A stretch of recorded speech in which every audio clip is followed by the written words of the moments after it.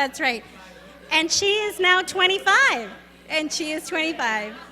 Yesterday. But over the years, the San Antonio Health Literacy Initiative has really grown. It started with a very small group of people, 5, maybe 4. Dr. Basaldua, some of you guys may have stayed for or may have attended her Health Literacy 101 workshop earlier today, has also been one of the founders. Charlene Doria Ortiz. Charlene, will you stand so everyone can see you? Oh, that's right. Charlene is one of our founding members, and we have Dr. Mika, Virginia Mika, which is with University Health System, and she is over the CareLink department, was also one of the founders. And then we have the great honor, the Health Collaborative has the great honor of having Mr. Charles Kite on our board, who is actually the founder in itself, is this former CEO of Community First Health Plans with us. So this group has really done, as I said, a lot with so little. But I will tell you that the volume of volunteers, the volume of partners that we've had the privilege of working with in collaboration to broaden this message of health literacy has really just grown over the years. And so we're very privileged to have your support here tonight, but the support of so many others as well as we advance and we continue to look for ways to share this message throughout our communities and definitely with our families. Charlene? Oh, Jackie Barant with University Health System is the other founder. I'm so sorry, I forgot to mention that to her. I'm going to be very selfish right now, and I'm going to actually ask my wonderful, unique board members to stand. Ms. Pilar Oates, who is our vice chair for the Health Collaborative. Dr. Stephen Blanchard with Our Lady of the Lake University. And of course, Charlene Doria Ortiz, who is also with our board of directors for the Health Collaborative. We have Ms. Christine Guzman here from the the YMCA, the Greater San Antonio. Ms. Andrea Guajardo, who is on the board of directors representing Christus Santa Rosa. And, I'm sorry. Yes, thank you so much. So with our board of directors is delighted to have you present, and we're looking forward to a wonderful session tomorrow as well, all day. Next, I'd like to ask you to please help me welcome our co-chairs, Dr. Berta Flores and Dr. Liset Leal-Vasquez, who are going to be providing us with some great information about our health literacy heroes.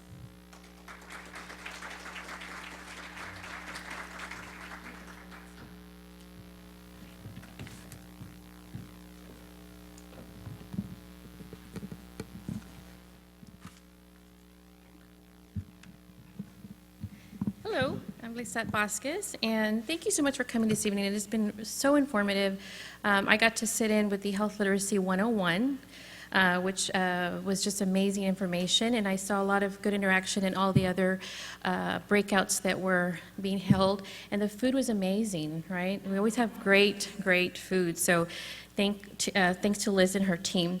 So as Liz was mentioning, we wanted to kind of share who got the Outstanding Award for Health Literacy this year. If you didn't know, we every year try to get some awards going out to all the people that are really, doing a great job in this area. And so this year we have 3 candidates that we are going to give awards to this evening. And I just kind of wanted to share with you very quickly what are the categories, so you'll know and kind of what they're doing. So the 3 categories, one is the Champion for Change. So in this category, the health literacy area is in advocacy, outreach, and education in the community. And then our second category is innovative programs, and we're looking at different activities, initiatives that demonstrate innovation and effective solutions. And in category 3, we're looking at people that have really worked on published materials that are really written for bringing effective communication change within their community.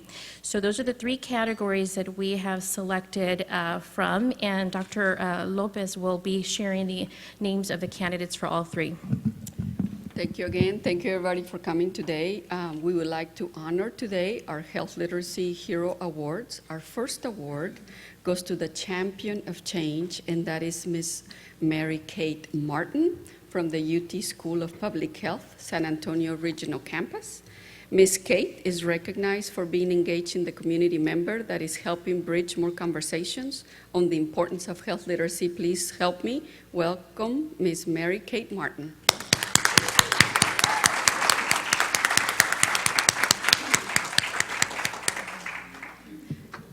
If you can say a few words, Miss Martin.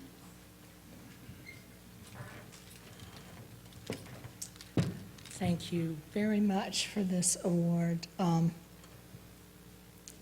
usually very talkative, but this is the first kind of big award I've had. So I appreciate all of the work that the people out in the audience have done today and do every day to help people understand our health system and understand their own health. Please keep up the good work. Thank you.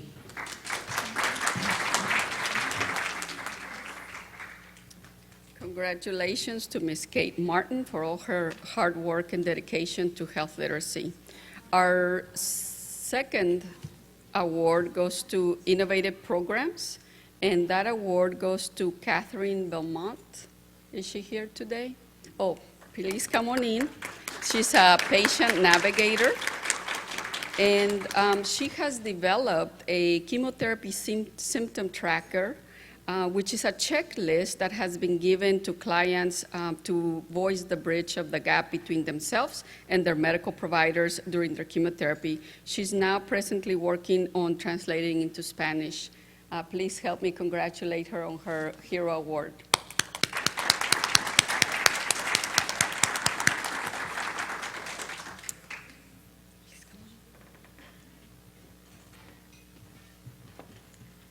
I would just like to take this time to say thank you, and thank you for my coworkers for nominating me as well. And I hope that everyone keeps up the good work in this health literacy program. Thanks again.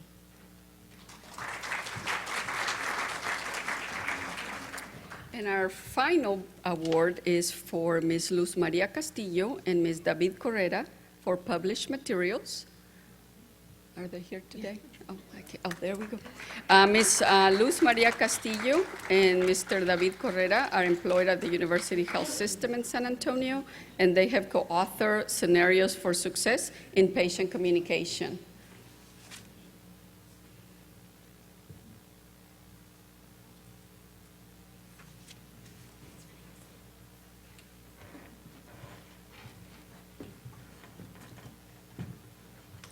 Thank you to the Health Collaborative for this award. We're very, very honored.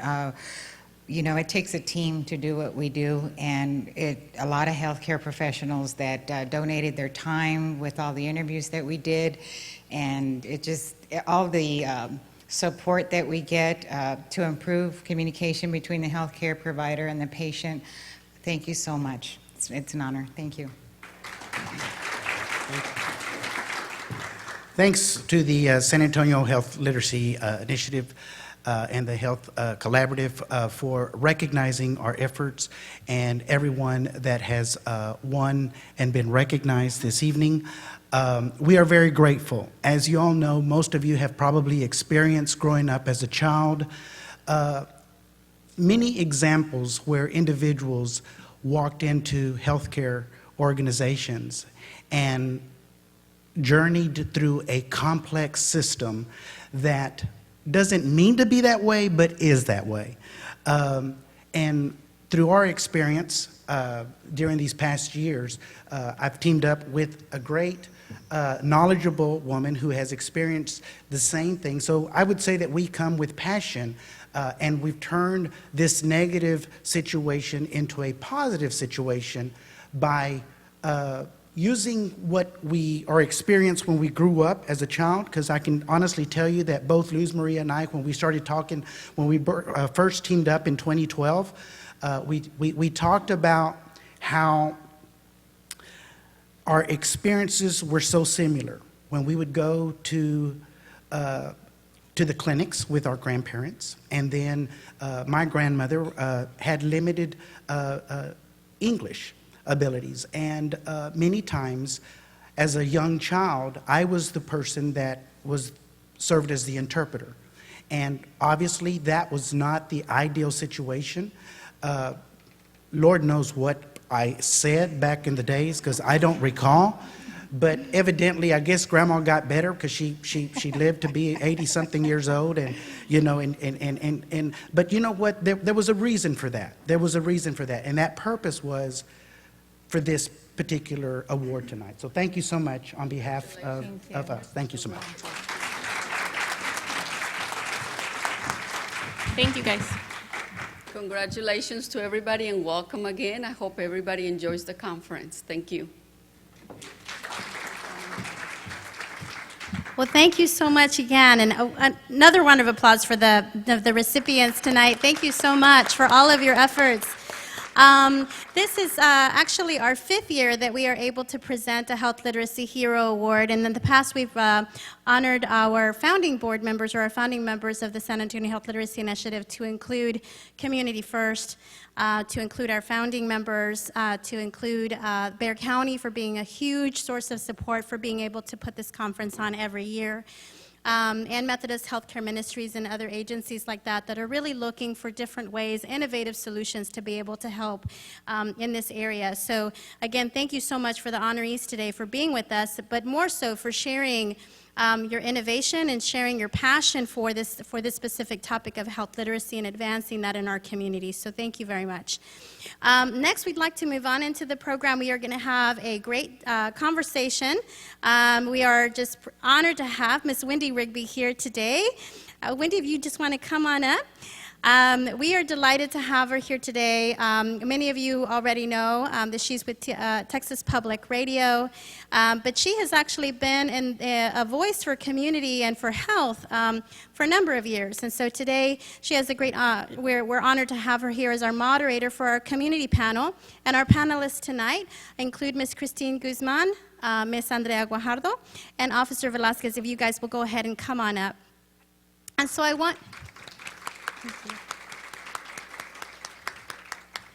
So the way we're going to do this panel tonight, just so that you know, Ms. Rigby has some preset questions that she has provided. And in your conference packet today, in your booklet, you actually have some quick biographies of each of our panelists tonight.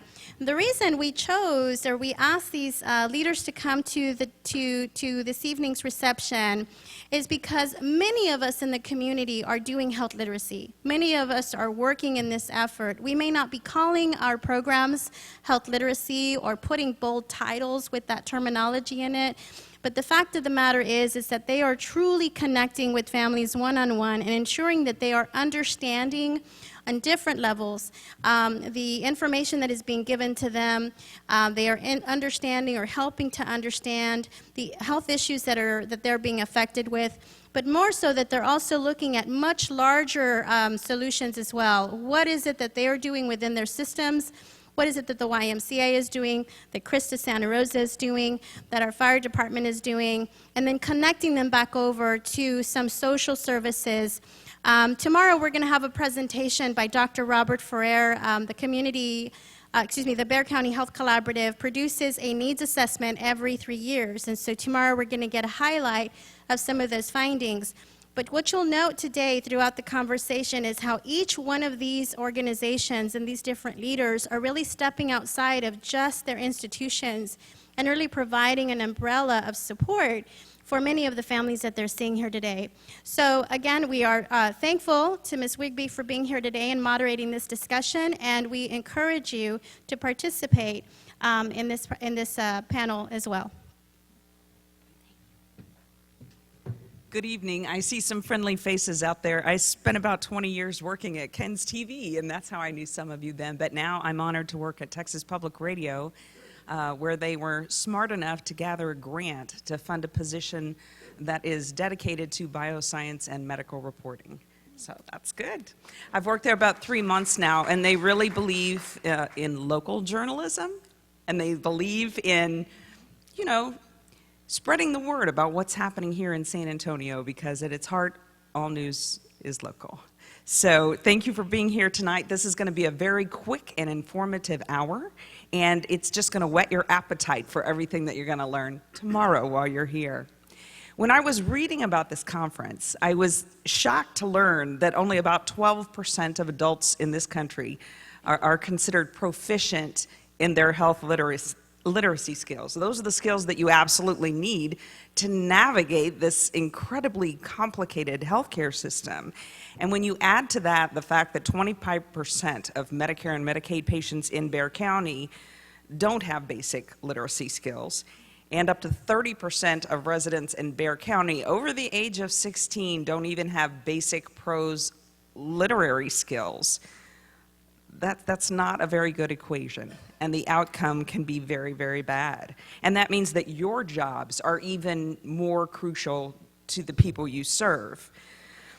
You're sometimes the interpreter, you're sometimes the tour guide, you're sometimes the cheerleader, and you're often the advocate. You may be the one face in the whole system that understands these people's needs and then points them in the right direction. Sometimes one person makes all the difference in the outcome.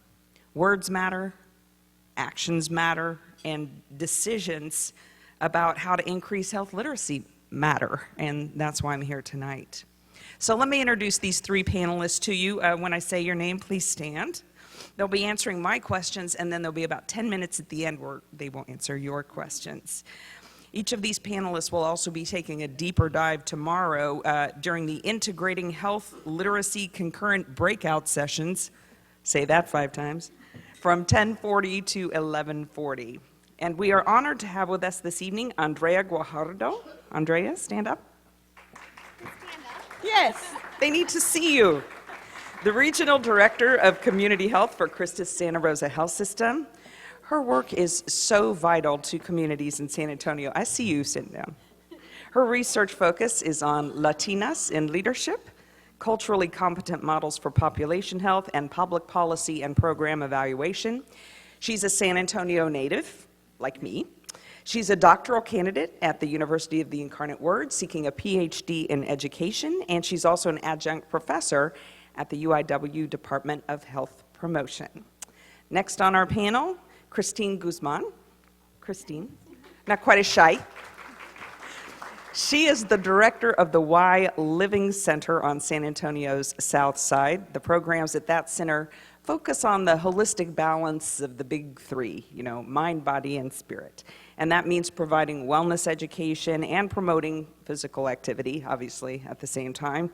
And the Y is trying to eliminate any barriers that exist in helping people down the road on their wellness journey, and that includes financial barriers. During tomorrow's deeper dive, Christine will be explaining how the YMCA's behavior change programs are led by passionate and professional staff dedicated to helping people, and the idea is that greater interaction helps when you're in a group learning environment, so that should be very interesting. And our final panelist this evening is Christopher Velasquez of the San Antonio Fire Department. You couldn't tell by his attire, could you? He's a paramedic with the Mobile Integrated Healthcare Program, and beyond that, Christopher is also a trainer for the Crisis Intervention Team of the Police Department. He's been at the Fire Department for 20 years, and he's also an instructor in Emergency Health Sciences at the UT Health Science Center. And during tomorrow's deeper dive, Christopher will be sharing stories from the field. You'll learn how the Mobile Integrated Healthcare Program got its start and how it is impacting San Antonio and Bexar County's most vulnerable populations.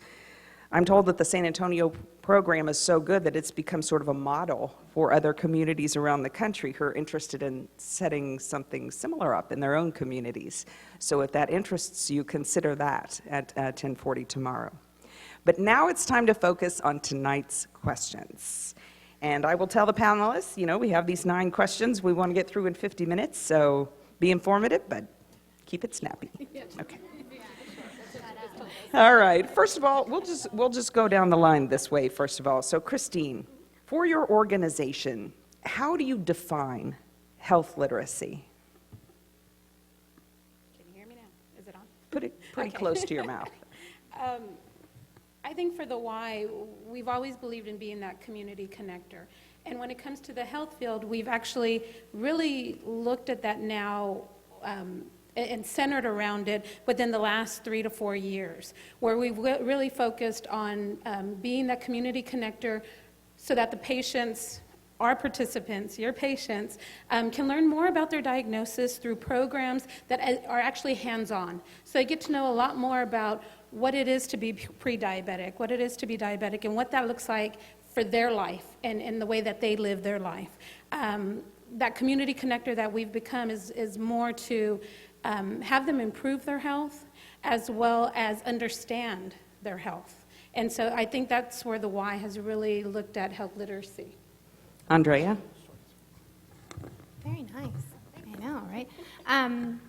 So health literacy, the capacity or degree to which one can take care of themselves, right? We all know this definition. We can all recite it by heart. But I think the philosophy that Krista Santa Rosa takes is that none of our patients is alone, especially when we discharge them and we give them a stack of papers and say, go home and take care of yourself. Good luck with that. So to us, health literacy encompasses not just the degree to which that person can care for themselves, but the degree to which we have worked to equip them with the tools that they need, whether it's explaining their prescriptions, whether it's helping them to read their doctor's instructions, finding a primary care provider, all of those things that come into play when someone is discharged from the hospital in disarray. They've just undergone a surgery. That you know how it feels to be discharged from the hospital. You're not 100%. So until we call them non-compliant and non-literate, we make sure that we've done everything that we can in our power to make sure that we've given them the tools that they need to become literate and to increase the capacity to take care of themselves. So that's number one. The second piece of health literacy, I think, for Santa Rosa is that it's never a finite quantity. Health literacy is much like cultural competence. I don't like that word. Just literate just means like, okay, we're literate and we're done. We're competent and we're done. It's a much more fluid process. And what I mean by that is that literacy is ongoing. I mean, you didn't stop reading at high school and say, I'm literate, I'm done. I read all the classics, I'm done. You still read books, right? And so for our patients, literacy is an ongoing process, just like cultural competency. I like cultural responsiveness better. We're responding to the needs of the cultural needs of our community. And so competence, like literacy, is an ongoing and fluid process. So I think the philosophy of Christus Health is that we're a partner in literacy. We help our patients achieve that, and then it's an ongoing process. And Christopher, how does your organization define health literacy? So we define health literacy based off the community needs, and that could be anything from just connecting them to available resources in the community, existing resources, actually help creating a resource in the community that's not for a need that's not being met by the citizen. It could be, it's again, we have a lot of resources in the community that the people just aren't connecting with, and it's I guess healthcare literacy it encompasses so much. It's kind of hard to quantify exactly what literacy is for individual. I think that just it's custom to each individual for whatever their need may be, whether it's medical, mental health, or physical need, mobility.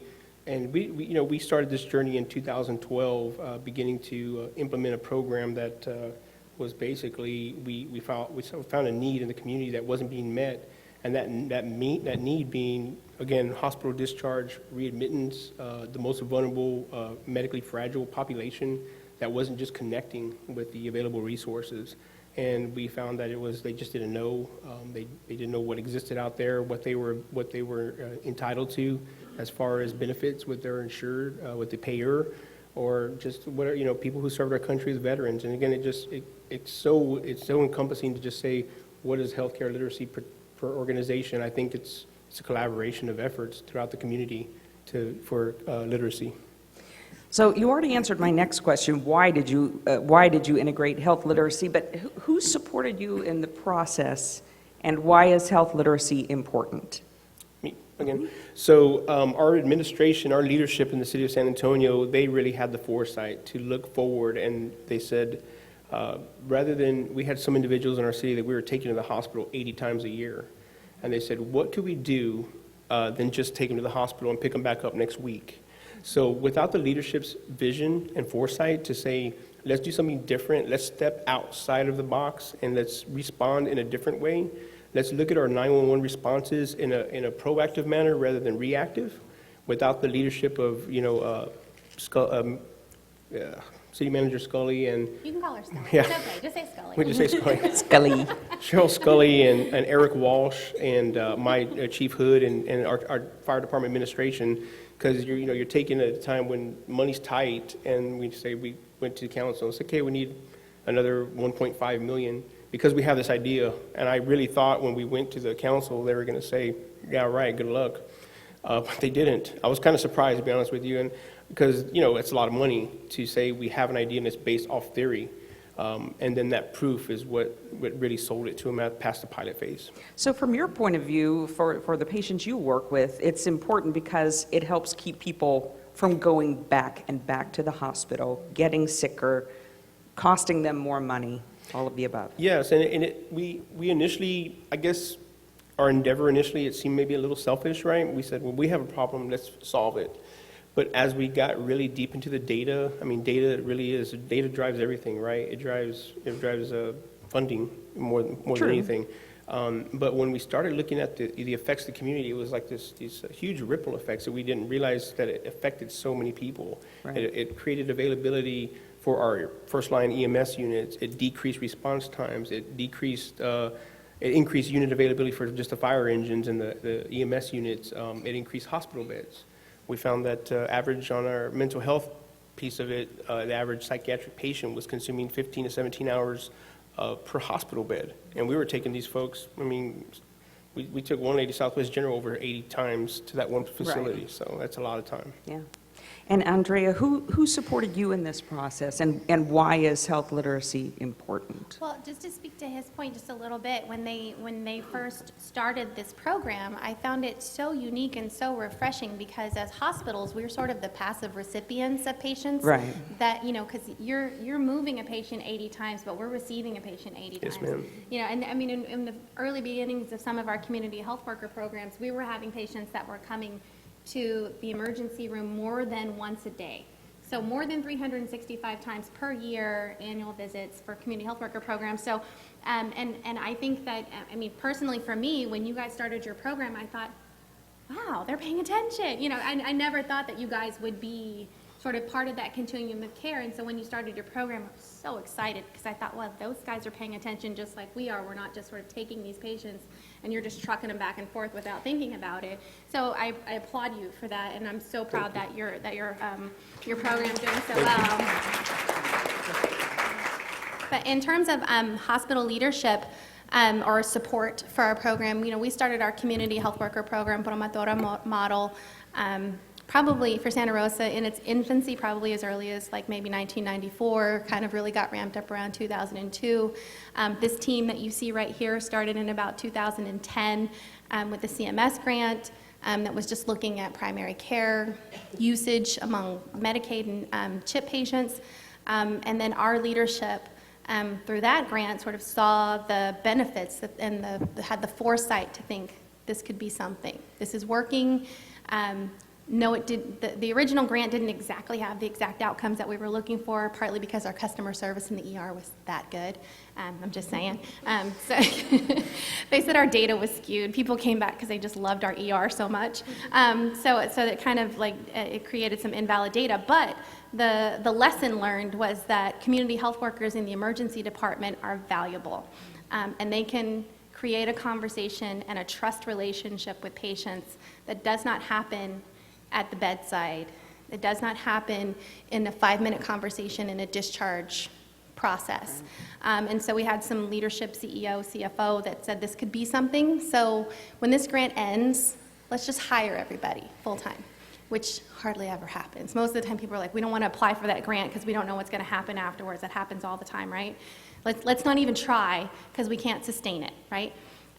So we did. And so we had some hospital leadership that had some really far-seeing insight about how this could work, and it's been going for 6 years. That's wonderful. And Christine, how about you? Who supported you in this process, and why do you think health literacy is important in your setting? So it's funny because I think we all kind of build on each other, because the Promodoras is really where we got our ideas of going out and doing things within the community. And so it's all kind of built on each other.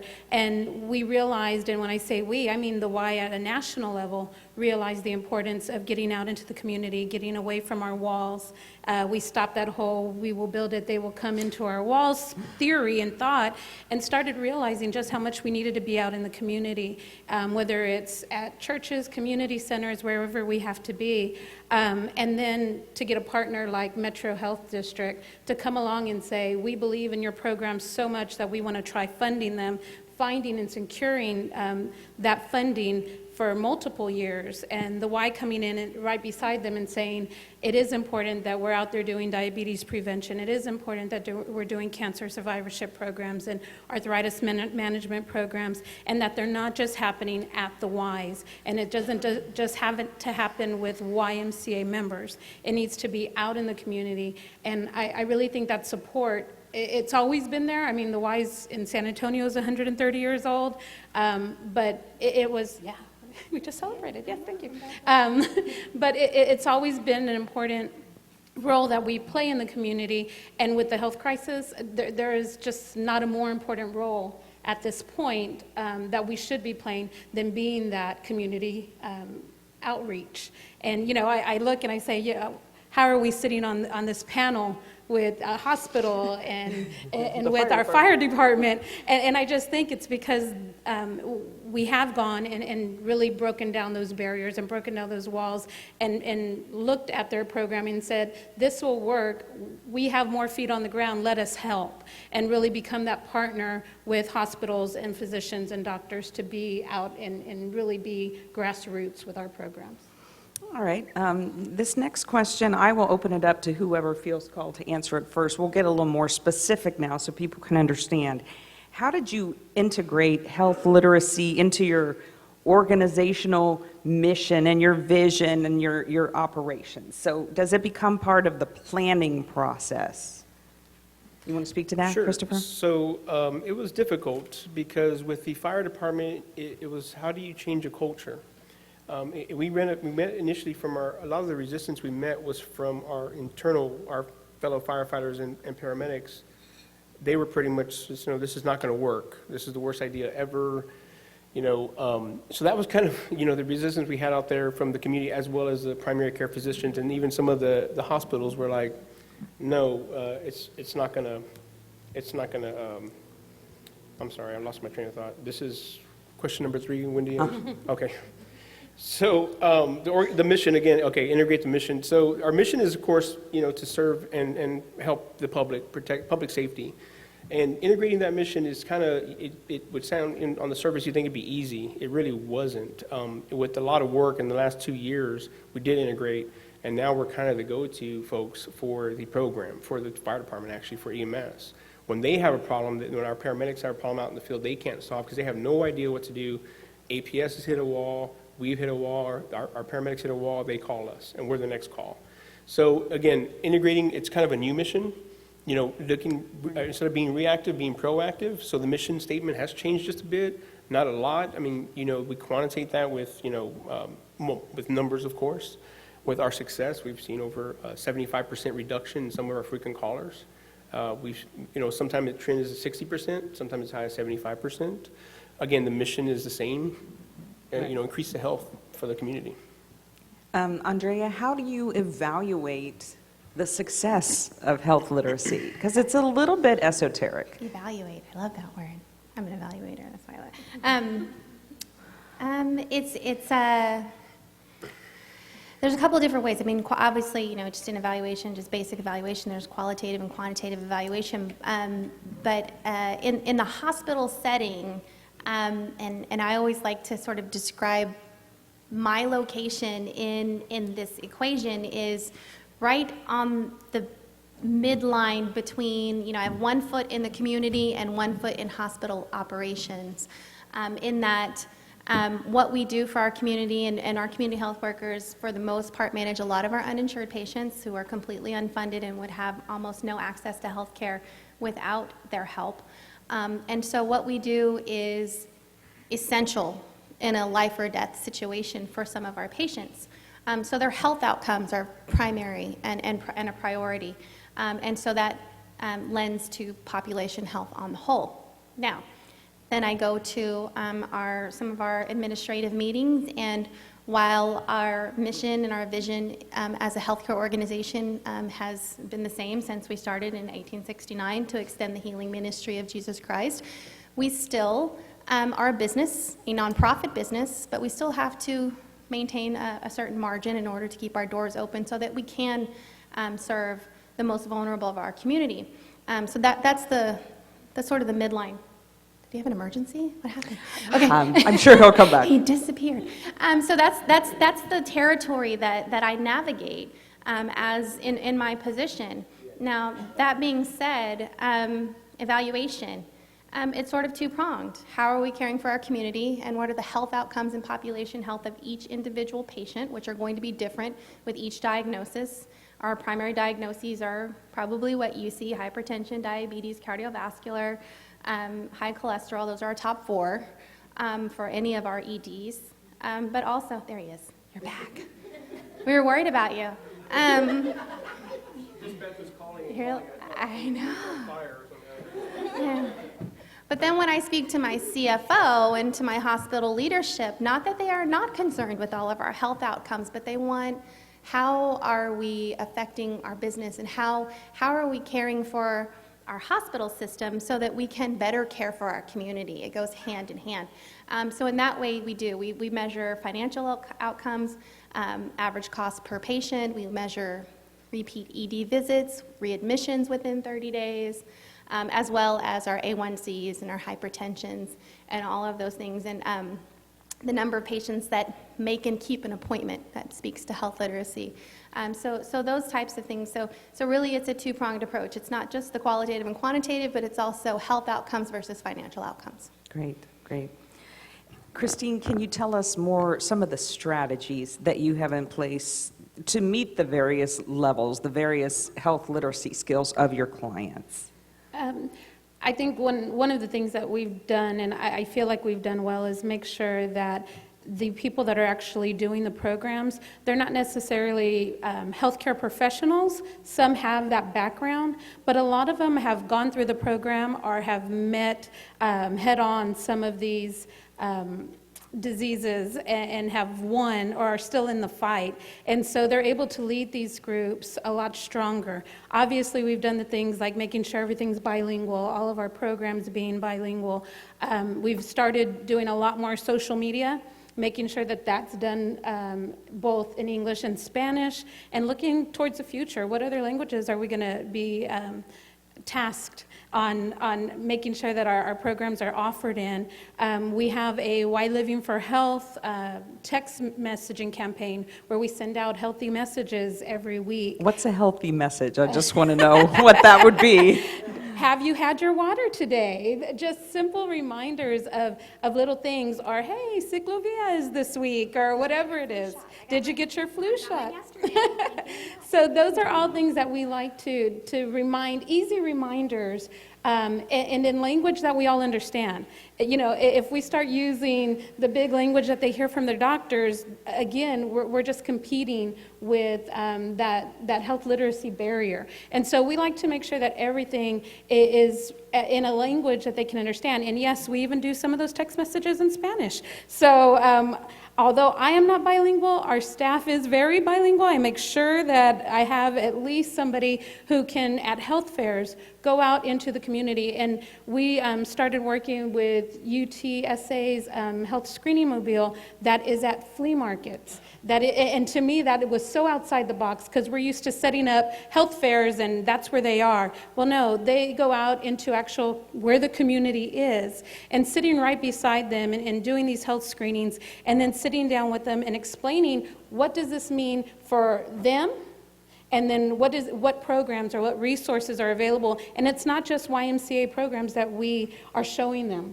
So meeting people where they are, how important do you think that is in raising the health literacy rate of a place like San Antonio? It's huge. I think when we talk about meeting people where they are, we don't just mean location, we mean journey, we mean everything. Because if a person's not ready to do a commitment of 16 weeks to do a program, they might be ready to do a health chat once a month, you know. And so I think that meeting them where they are, both in the community, is big because it takes off that social deterrent of I have to find a ride over there, or I can't leave my kiddos, and actually going to the churches and talking to them, or going to their community center and talking to them is a huge part of what makes the programs and what makes health literacy successful. So social media, fill us in. How do you use social media? Oh, we Facebook like crazy, we Twitter like crazy, like I said, text messaging, but we also have to remember that not everybody is on social media. Right. And that's a huge part as well. And so we Do you we tailor really it then to a younger audience? Or what do you do? Yes and no. I have a lot of grandparents that are on Facebook and My have kids told say that us- old people have taken over Facebook and everybody else has moved on. But we do have to realize that a lot of our older generation is not, and a lot of our areas that don't have the ability to find a computer or have a cell phone in everybody's hand also need to be reached. And so we've Maybe gone more. outside of that. And that's the truth, because those are the people that may not be able to afford health care or have not thought of it. You know, if I have to pay for food or if I have to go see a doctor, guess who's going to win? My children being fed is going to win. And so we try to make sure that we really do span out to social media. We look at the different community newspapers because that's what they pick up. Right. So that's where we're going to be. Right. I would offer that even though we do have a segment of the population that is not going to be online, either smartphone or by internet, that the Pew Research Center put out a study, I think it was last year, maybe a year and a half ago, that those who do have a smartphone, the top two sort of sectors or segments that they research are health and financial information. Their banking and their health information, those are the top two most utilized sectors that they use their smartphone for. So raise your hand if you have not Googled a symptom of your own. Yeah. Oh, I have everything. I have everything. It's true. It's true. I know, self-diagnosed. Yeah. Christopher, what steps can your organization take to become more health literate? I think the multilingual aspect of communications here in San Antonio, it wasn't until we really got into really looking at the problematic areas, and you know, we can look at a map, you can look at, it's not just English and Spanish, it's a lot more languages. Like what? Can you name some others? Farsi, and I'm trying to think of it. What else? French, no, we haven't run to that one yet. Not French, not yet. Caroline. There's another, it's not Farsi, they speak it in Somalia, I forget the name of it.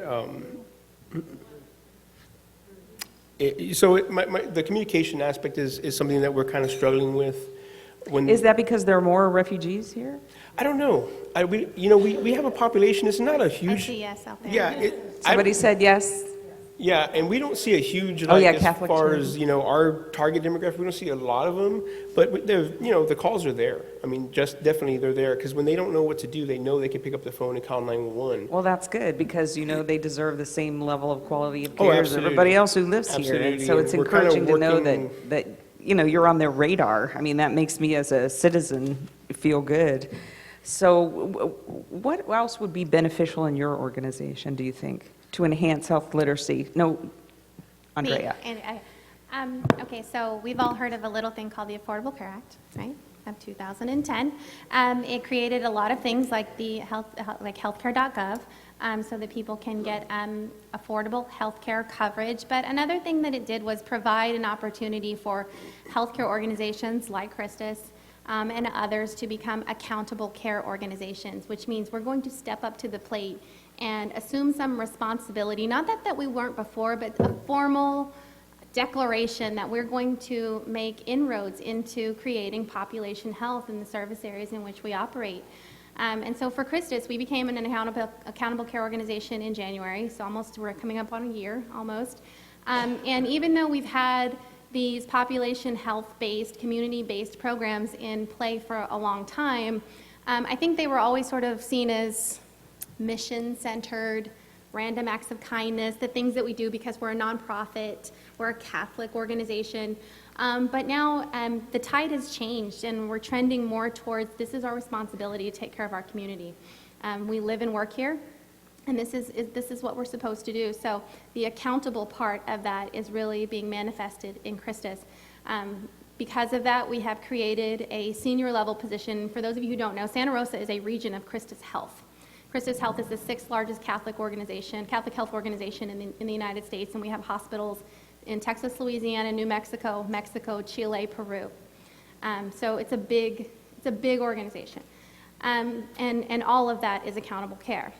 And so we've created a senior level position in Irving at our corporate headquarters for health equity, diversity, and inclusion, and that includes division level, regional level, population health staff that are focused on collecting data about race, country of origin, language, age, so that we can start looking at who our population is. Because believe it or not, there were some studies probably done maybe 5 or 6 years ago about health disparities in San Antonio, and the data came back and they were like, well, there are no health disparities. Everyone's Hispanic. There's no disparity between the race because everybody's Hispanic, right? Everybody's sick. No disparities. We're done, right? So let's all go home. Of course that's not true. So when you start sort of disaggregating the data and looking at all of those different factors and categories of people, there are some very significant disparities, and we really are trying to address how to create a greater health in our population, how to address health literacy by really benchmarking who our population is, who's coming to us, from which country, which race, how old are they, what language do they speak, because we know not all of us, just because you're from a Latin American country does not necessarily mean we all speak Spanish. We're not a heterogeneous community all the time. So Christus has taken that step and basically created an entirely new division, which in a hospital organization is a big deal. Yeah, it wasn't just a little undertaking. And so collecting that and creating a strategic plan around collecting that data, and then in the second year, creating strategic partnerships, and all focused, of course, there's all indicators of decreased readmissions and ED visits and all of that stuff, but really it starts with health literacy. It starts with the care management piece. Because if we take care of our population, we create the population health, those ED visits and those financial indicators will follow. So it's been a big undertaking within Christus. Christine, what steps do you think your organization could take to be more health literate? I think for us, health literacy is so new to us. So we've always been, unfortunately, a gym. And a pool, maybe. I hate saying gym, because we are not a gym, we are a Y.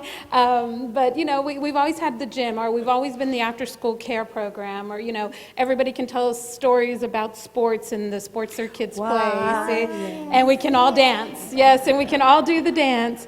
But actual health literacy is brand new to us. And like I said, we opened the doors of the Y Living Center 3.5 years ago to really make it a centralized point of what the Y is about here in San Antonio. And I think that some of the steps are internal first, because we're having to change the thinking of our gyms.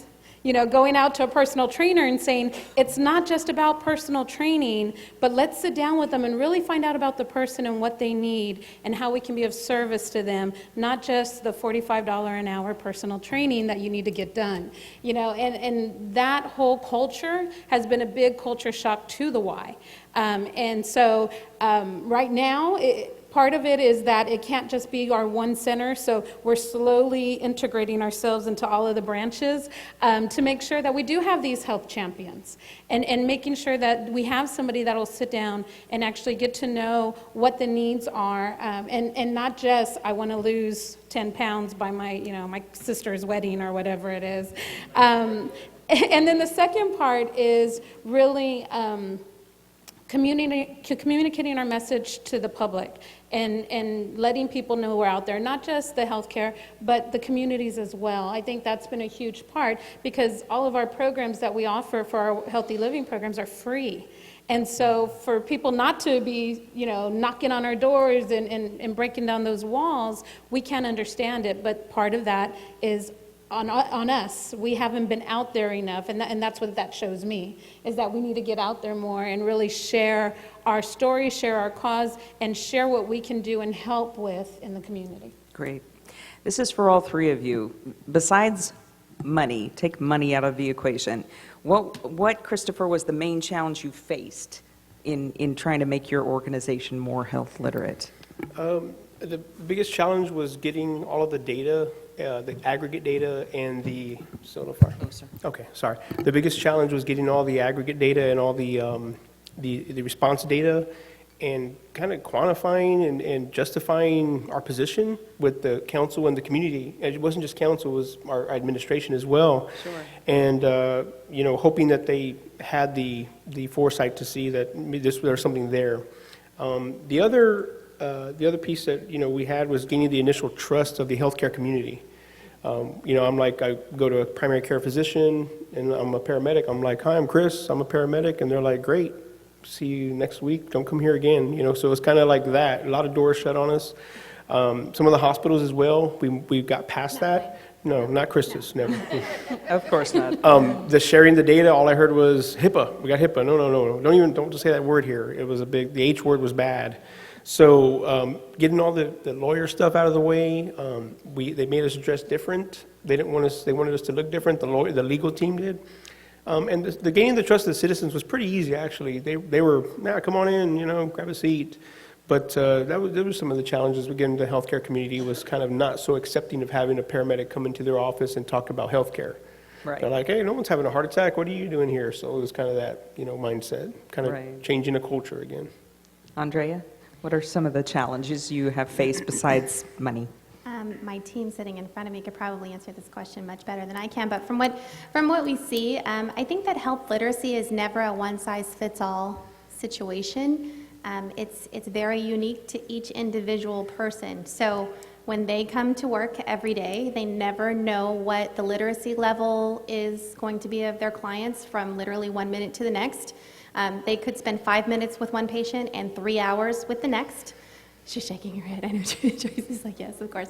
And so that makes for a very unpredictable workflow. So when, my hospital system's very focused on productivity and put throughput and all of those other lean processes, which is important. But at the same time, it's a challenge to say that, because it works in nursing or because it works in some other clinical discipline does not necessarily mean it works in community. And so that the unpredictability of your population and the variability that you have from one client to the next or one patient to the next is a challenge. So navigating that is an extremely valuable tool.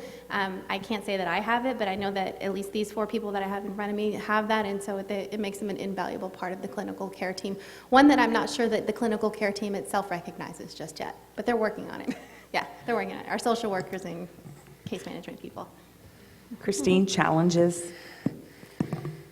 Well, I think being a community-based organization is probably its own challenge when it comes to health literacy, because what do we know about health literacy?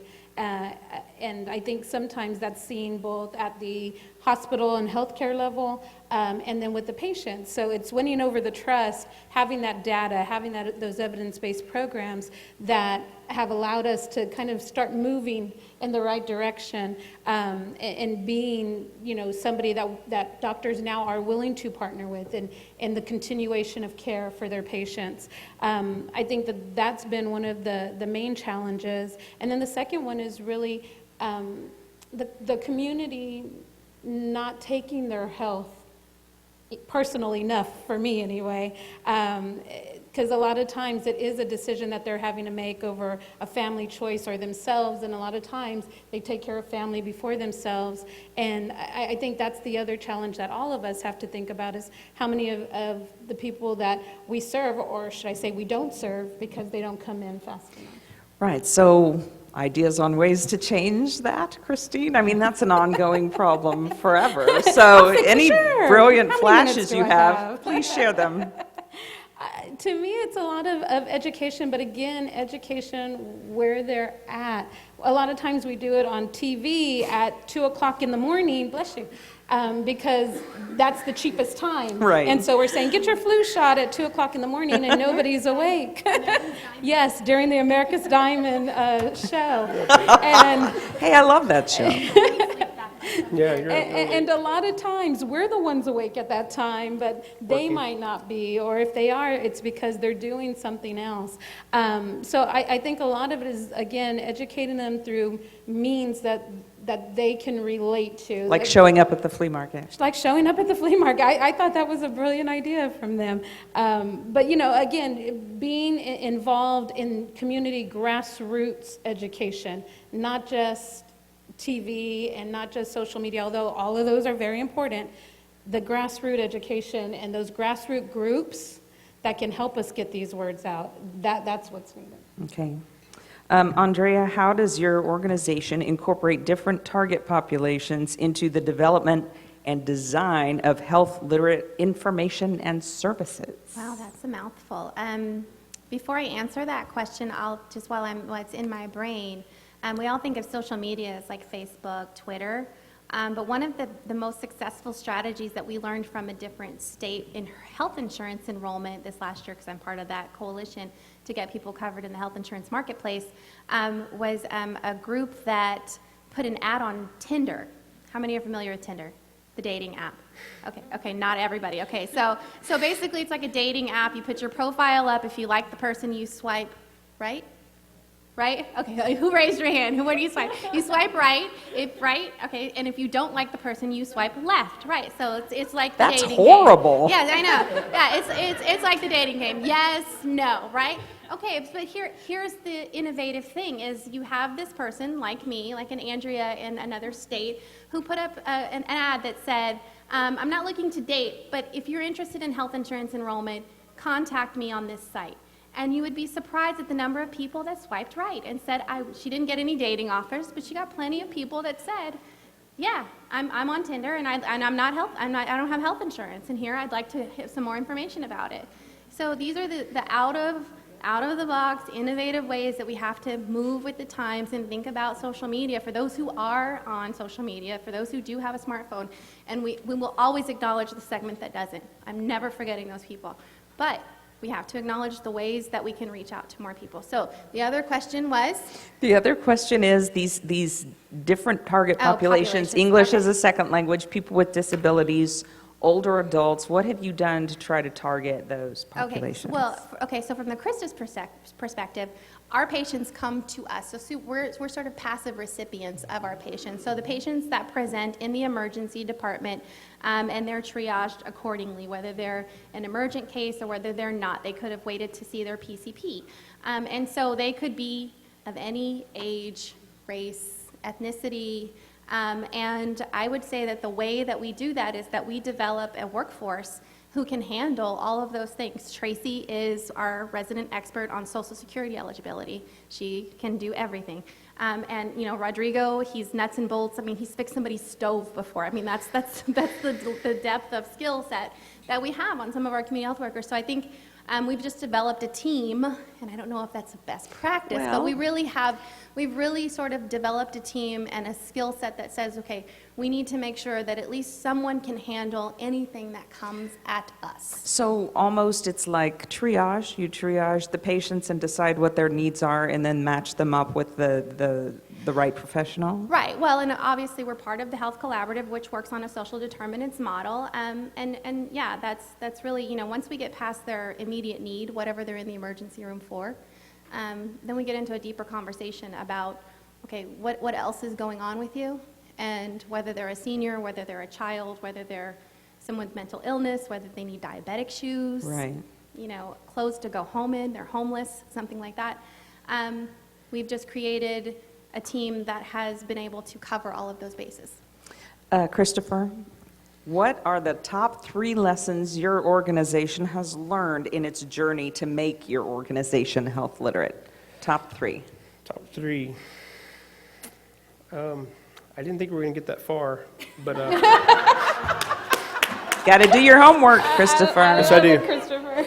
I'm getting up the red pen now. Do you need Minus some time, 5. Christopher? You need- do you want us to sneak in? Yeah, go for it. Christine, please go first.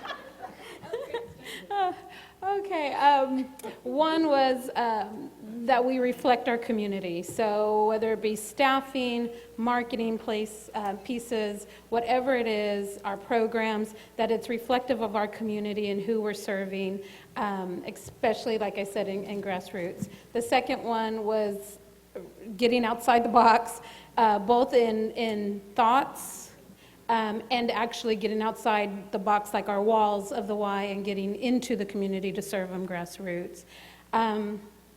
And the third one, let's see, you might have to fill, no, I'm just kidding. I think the third one was learning how to connect and collaborate and be in good partnerships. I think those have been our 3 lessons in these last 3.5 tornado years is what I call them, because it's been a tornado of learning these programs and implementing these programs. But I think that those are our 3 lessons, is that our collaborations both with partners in the community, with doctors and hospitals and health systems, and those resources, because like I said, it can't be just about the resources that the Y has. We have to be outside of our walls even on those resources, because, yes, we only do programs, but, we find out a lot of things when you meet with somebody for a year-long program and you get to know them very, very well in a group of 10 people. And so knowing how to help and serve them, kind of that triage thought is, when somebody comes and says, I don't have enough food, that's why I don't eat like I'm supposed to. Right. We've got to be able to make those connections and be that resource. Andrea, top 3. Top 3. And the first is kind of what I alluded to just now about social determinants. I think we're always, as healthcare providers, we're focused on the diagnosis. What's the primary diagnosis? And what we've learned is, like, the diagnosis is not always the thing. The diagnosis is just what brought them to our emergency department that day. They're in crisis. We have to mitigate that crisis, calm that down, whatever, whether it's primary care or prescriptions, which is our top 2 usually. They couldn't get to their doctor and they ran out of their medicines, and so that's why they're here in this crisis right now. But the diagnosis is not the thing. Once we get past that crisis, there are a myriad of other issues that we can get at to help increase health literacy, help increase population health, and help them navigate a system. And that's my second point, is that we think about health literacy. I think I listened to Dr. Balsadua's presentation earlier today, which is amazing and wonderful and sort of highlights and outrages and astonishes those of us in healthcare about, reading prescriptions and, the example of eating a hamburger every time, the label says eating a hamburger, and so those are all very valid points. But health literacy, I think sometimes we get into our own heads about what that means. And so it's not just about being able to read a label. It's not just about being able to read instructions. So I think we sometimes take the word literacy too literally. And so we need to get out of that definition and think that health literacy is really about someone's ability to care for themselves and their family. How can I navigate a system that is unfriendly? Not just, maybe I'm completely literate, but I don't know the 4 pieces of paper that I have to have when I walk into... Or who to call. Exactly, or some government office that says you have to have a phone bill and your, birth certificate and everything else that you have to have in order to get whatever thing that you need. And so I think that factors into health literacy quite a bit. So I think just getting outside of our own definitions, we've all been working in this so long. We all know it backwards and forwards. So step away from that and put ourselves in an empathetic place in the position of our patients and try to understand what it means from their perspective, which leads me to my third point, is that the third biggest lesson I think that we should all learn is that literacy is our own definition of our own language. We're asking them to speak our language. And if you're not literate, then you're deficient. And so when we look at our patients from a place of deficiency, we automatically put ourselves in a place of almost superiority, like you need to learn what I'm saying. And that goes back to meeting people where they are. Why did we make our language, the language of medicine and healthcare, the normative standard? Why did we do that? It's not the vernacular. It's not who our patients are. And so I think that we really have to sort of strip away our degrees and our credentials and all this other stuff, and I speak from a very critical perspective when I say this, but it's not for us to decide whose language we get to speak. Maybe we shouldn't say, you're not literate because you don't understand this pill bottle. Maybe I'm deficient in explaining it to you and put the responsibility back on ourselves. We can never call someone...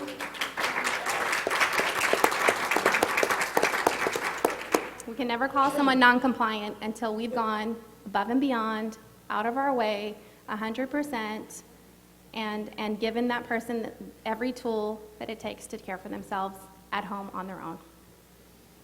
Follow that, Christopher. Yeah. So we'll take questions now. No, and I think it's what we're seeing is kind of resonance off of each other. And you know, my number one is we never make assumptions about anyone or any organization. Leave all your judgments at the door. I mean, I can tell you that because I was guilty of that myself before I became a mobile integrated healthcare paramedic. We judge a book by its cover. We can say you shouldn't, but we do, right? You can't judge a book by its cover, do we? You know, yeah, you can tell how much it costs, right? That cover gets you to that book.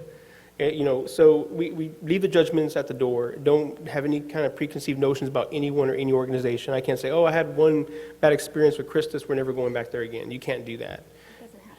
That's never happened, especially downtown before I became pediatric. No, just kidding. No, so, you know, you got to keep an open mind. Sometimes these people are, you know, the citizens especially, they're very frustrated. They can't navigate the system, and it's not, I do put it back on us because I think we have failed in doing a better job in explaining it, and rather than just send them home with a pack of 50 papers and saying, here, follow up with your primary care doctor tomorrow. So, again, the judgment, leave them at home. Next, data drives everything, from funding to more personnel to equipment, justification. If I go to Chris Santa Rosa Children's Hospital and I say, look, we transported 50 pediatric asthmatic patients here last month, and they're going to say, oh, well, how do I know that? And again, data drives that. So let's partner up and target this population, and we actually have. Let's do that. We already have. Thank you. Yes. Appreciate that. So collaboration with the community resource is probably the most significant attribute for success. You're not alone. And, you know, we always thought we were. Honestly, I know we're out there. I mean, we go through the door. Last year, we got 215,000 calls for EMS service. We never really thought we could partner up with hospitals or payers or Humana or Community Health First, and we have with Central Med. So, again, collaboration is everything. If you don't think that you have partners out there, well, then you're not really doing a good job of getting out there and making yourself a known, entity. You know, I really wasn't part of the healthcare literacy, and I was approached by a couple of young ladies, and they said, hey, why don't you talk about this? And I was like, you know what, yeah, so we're here, because I want program awareness out here as well. So, you know, again, collaboration is everything. Before I open it up to questions from the audience, I want to know if you all think that this is a health literacy issue. I'm struggling. And I'm a college-educated person who actually knows a lot about healthcare. When do I go to my primary care doctor? When do I go to a specialist? When do I go to an urgent care? When do I go to a freestanding ED? When do I go to an ED that's connected to a hospital? And then when do I go to the hospital? That's a lot of choices. And if I am bleeding, or I've just broken a bone, or if I have a sore throat that's so bad that I can't talk, I literally don't know where I'm supposed to go anymore. And I think those kinds of things we need to communicate better with our patients about, your patients about, because I think people are driving up the cost of healthcare by going places they don't really need to go because they don't know where to go. That I think is a health literacy problem. Absolutely. Right there. Anybody in the audience have any questions? Stand up, tell us who you are, identify yourself, and ask away. Stand up. Your name? UHS, okay. Come up here. This is Christina with UHS. Hi, Christina. I was just going to say, being a parent of 5 and having 4 of those 5 special needs, this is a common issue. They always say, do what you can at home, treat as much as you can, and then bring them in, but yet there's 5 million different places to take them. It's not just one ER. There's like 15, I believe, and then you have your private ERs and your facility ERs, and then you have your urgent care. So that is a common problem, not just for our community, but also for our own healthcare workers, because there's too many options, and it's really hard to know where you can and cannot go. Right. And so, the more specific that you all can be as people who are helping folks navigate through the system, the better. The more we can train people about where to go when, I think would be a big help to average people in the community. Well, and that's becoming more of an emerging issue, I think, especially now with the advent of the healthcare or the health insurance marketplace. To date in this county service area, so Bexar County and the surrounding counties, we have enrolled about 121,000 new people in health insurance. Right.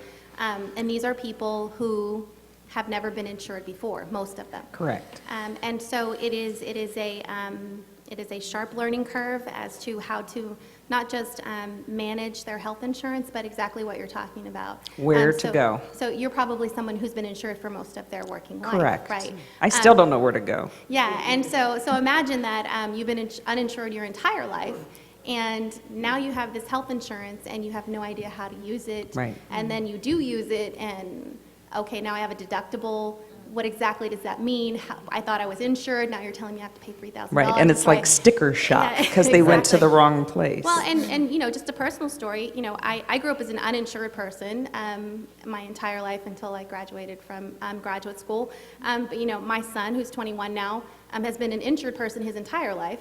And, he had a backache. He injured his back playing basketball, and he went to the emergency department and was shocked that he got a bill. He's like, I didn't know that's how insurance worked. And I was so ashamed because I'm like, you're my son. Like, you're supposed to know this stuff.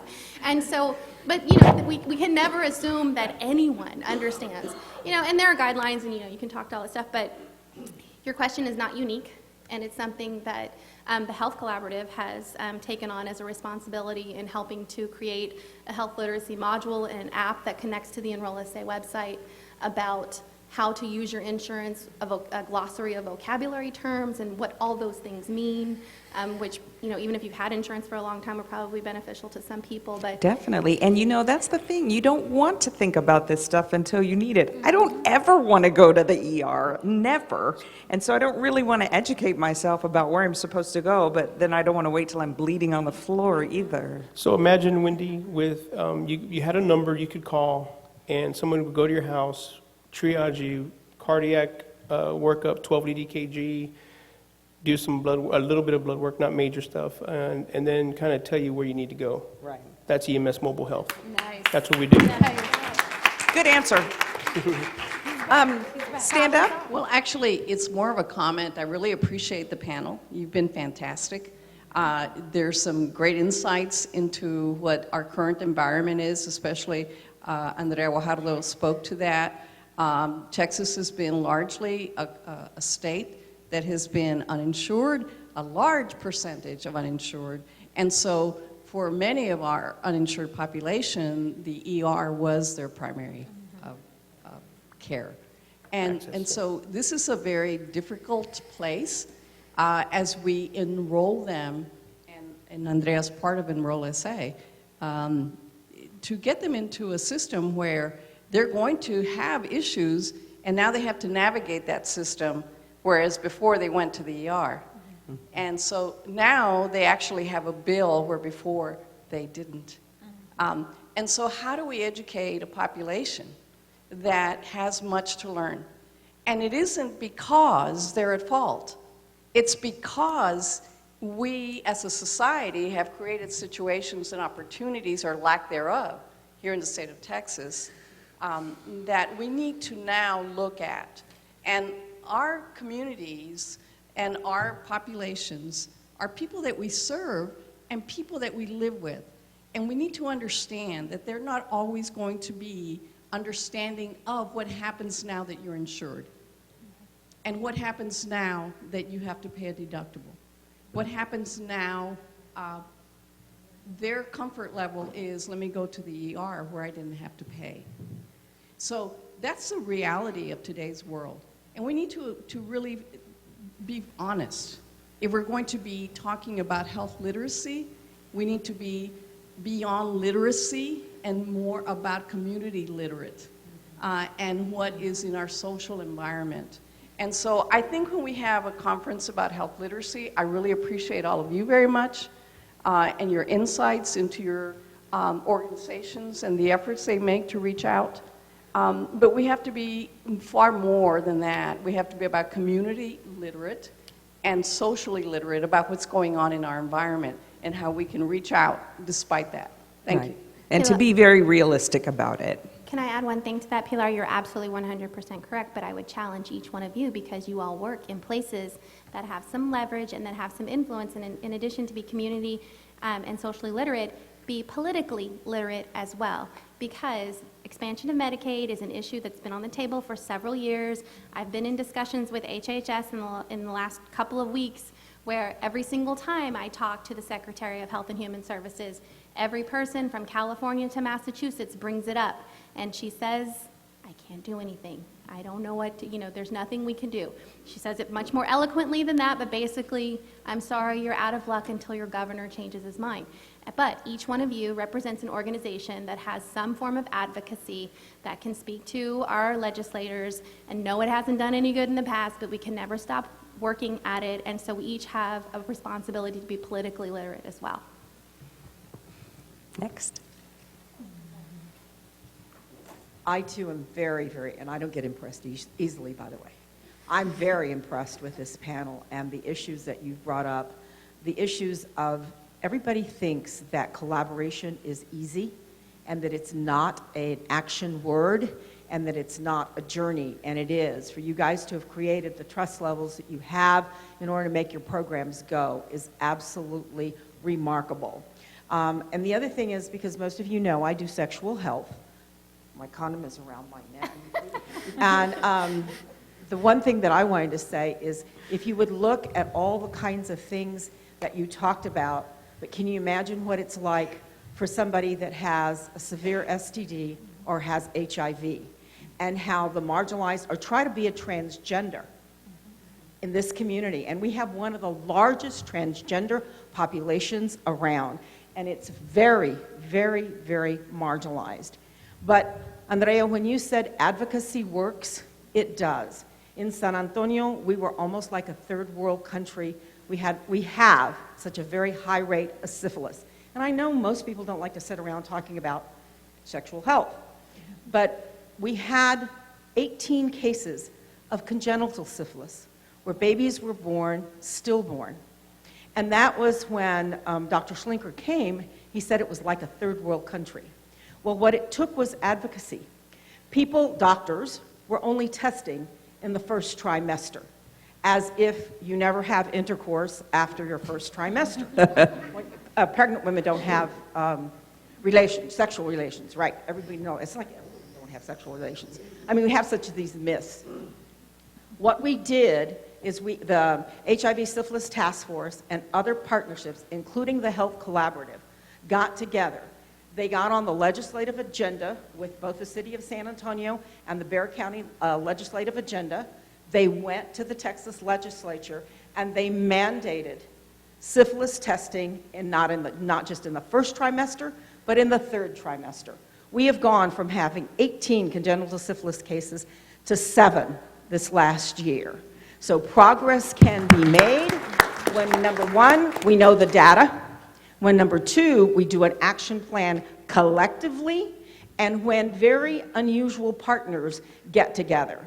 And that's my hope for either continuing the 1115 waiver, which has brought together some of these remarkable programs, so we can continue that for the next 5 years if we don't expand Medicaid. But it takes each one of us to get up, and it's really, really very different partnerships that we didn't even think about. So I think you are a remarkable vision of that, because you went everything from the medical model, which some of us have a concern and a problem with, to the social determinants of health.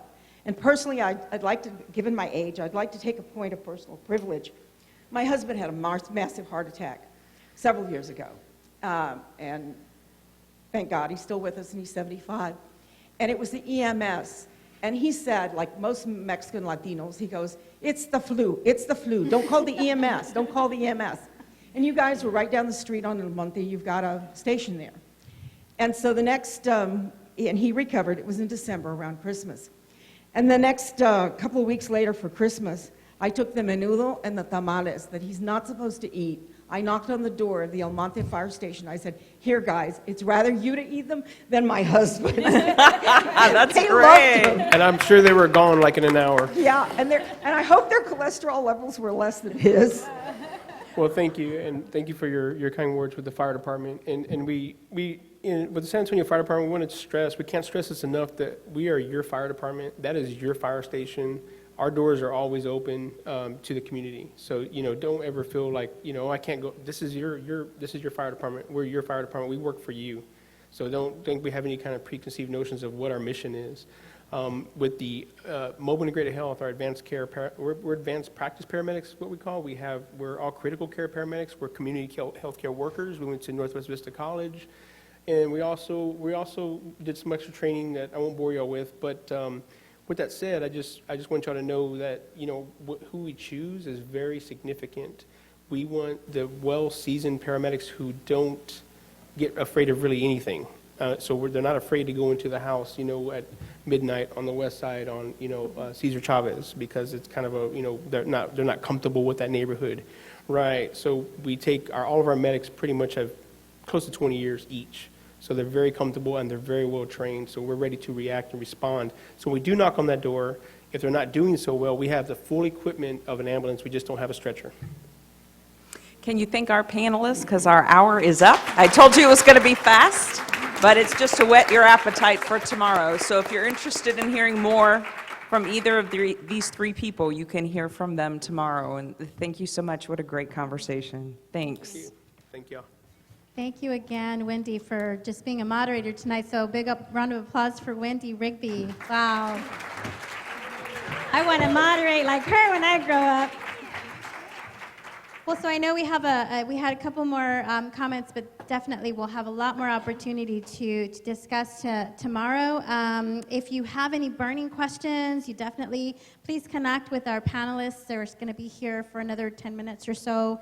But one thing I want to just make comment on with regards to our panel tonight, the San Antonio Health Literacy Initiative committee members that are present here tonight, I'd like for you to stand, please. If you can stand, if you're part of the San Antonio Health Literacy Initiative, Charlene, Luz Maria, me, Liset, Dr. Flores, Penny. These are this is just a small fraction of the people that are involved with this, and I would call it a movement. I'd call it a movement because I can tell you they get together every second Thursday of the month from 9 to 10:30 at the Texas Diabetes Institute. They have some tough conversations, and sometimes the conversations we have is around really understanding what our mission and vision is for this community. And there are so many different areas that are affected by health literacy. I mean, I think the whole community in every single sector is affected. And there's so many collaborative partners that are at the table that have a true passion and interest in trying to work in this specific area. We have the full array of leadership in that group. We have community health workers. We have a law firm that recently joined us. We have health educators. We have researchers. We have layman trainers. And we just have some ragtag community advocates like my friend in green over there. Who really keep us grounded and really try to help understand. And while we can have good discussions about the who and the what and the tools and where we get there, it's usually by that engaging conversation that we come up with some of these great learning opportunities like we have at these health literacy conferences. It's thanks to you that come every single year that we are able to provide such a rich I think learning opportunity as well, that we invite some key leadership from all around the nation, but we don't ever forget that we have some very, very extraordinary partners here, local champions that we can't neglect. And we have a rich resource within San Antonio, within our Bexar County little area, that is eagerly trying to collaborate with you. So the problem of the program tomorrow is that we're going to start introducing you to a lot of these different people. We have a packed agenda, but more so what we want to ensure you or ask you is to come out of your walls and really start engaging in conversations with people who you don't normally maybe talk to. Sit at a different table today. Don't sit next to your best friend. Sit next to someone who you do not know. Chances are those people are looking for partners in this work. Maybe some of them are new to this conversation, and you'll be the right person to lead them in that direction. And so we ask you to really consider an opportunity to go outside of your walls like these different champions here tonight. I really, really appreciate the San Antonio Fire Department being here, and I think the biggest thing for me was understanding that we have a mental health community here that really needs that resource. I think a lot of times we forget about that piece, and that we look at the layers and social determinants that Andrea was talking about earlier are so very important. Have those conversations tomorrow. If you don't know what social determinants are, like I didn't know social determinants many, many moons ago, I had great leaders and my board members and my advocates that said, hey, rethink about this. And let's have an honest conversation of what you know and what I know, and how do we partner together to really meet the needs of our families. So I thank you for coming out tonight. I thank you for being patient. I really enjoyed having you here, and I think all of us really learned quite a bit from our panelists tonight. So thank you for joining. Have a safe night home.